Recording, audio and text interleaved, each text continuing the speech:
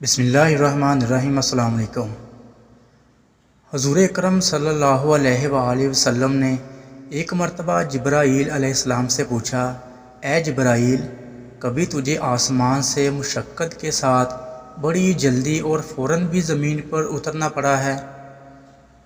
جبرائیل علیہ السلام نے جواب دیا، ہاں یا رسول اللہ، 4 مرتبہ ایسا ہوا ہے کہ مجھے فی الفور بڑی جلدی کے ساتھ زمین پر اترنا پڑا۔ حضور اکرم صلی اللہ علیہ وآلہ وسلم نے فرمایا، وہ 4 مرتبہ کس کس موقع پر؟ جبرائیل علیہ السلام نے عرض کیا، ایک تو جب حضرت ابراہیم علیہ السلام کو آگ میں ڈالا گیا تو میں اس وقت عرش الہی کے نیچے تھا۔ مجھے حکم الہی ہوا کہ جبرائیل علیہ السلام خلیل کے آگ میں پہنچنے سے پہلے فوراً میرے خلیل کے پاس پہنچو۔ چنانچہ میں بڑی جلدی کے ساتھ فوراً ہی حضرت ابراہیم علیہ السلام کے پاس پہنچا۔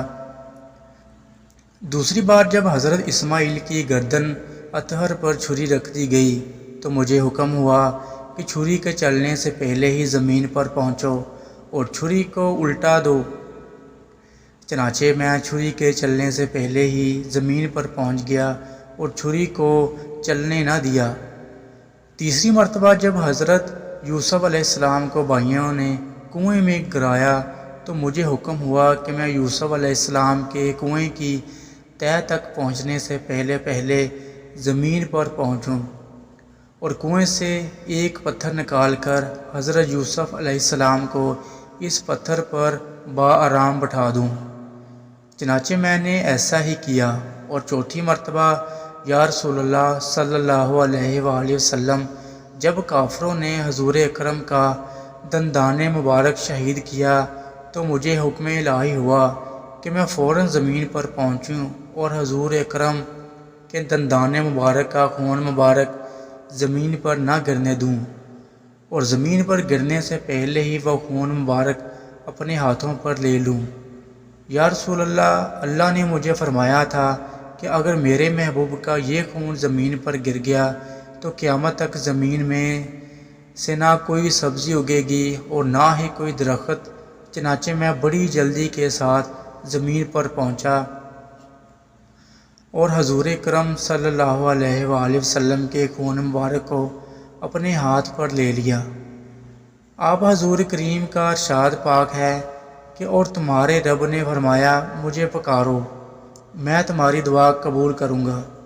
حضور اکرم نے بھی دعاؤں کی اہمیت اور ان کی فوائد کا ذکر فرماتے ہوئے اپنے امت کو دعائیں مانگنے کی ترغیب دلائی اور فرمایا کہ اللہ پاک کی بارگاہ میں دعا سے بڑھ کر عزت والی کوئی چیز نہیں ہے، اور دعاؤں کی اہمیت کا اظہار کرتے ہوئے فرمایا کہ اب دعاؤں عبادت کا مغز ہے۔ ایک اور جگہ فرمایا کہ جو اللہ پاک سے دعا نہیں مانگتا اللہ اس سے ناراض ہوتا ہے۔ حضرت دردار رضی اللہ تعالیٰ عنہ سے روایت ہے کہ جو بندہ یہ دعا 7 مرتبہ پڑھے گا اللہ پاک اس کے غم اور پریشانیوں کو دور کر دیں گے۔ وہ دعا یہ ہے، حسبی اللہ لا الہ الا ہو علیہ توکلت وہو رب العرش العظیم ہے۔ میرے لیے اللہ ہی کافی اور اس کے سوا کوئی معبود نہیں ہے، میں نے اسی پر بھروسہ قائم کر لیا اور وہ باری عرش کا مالک ہے۔ اسی طرح حضرت عثمان بن عفان رضی اللہ تعالیٰ عنہ سے روایت ہے کہ رسول کریم نے فرمایا کہ جو شخص صبح شام 3 مرتبہ یہ دعا پڑھے تو اس کو دنیا کی کوئی چیز نقصان نہیں پہنچائے گی، اور وہ دعا یہ ہے۔ اللہ حافظ۔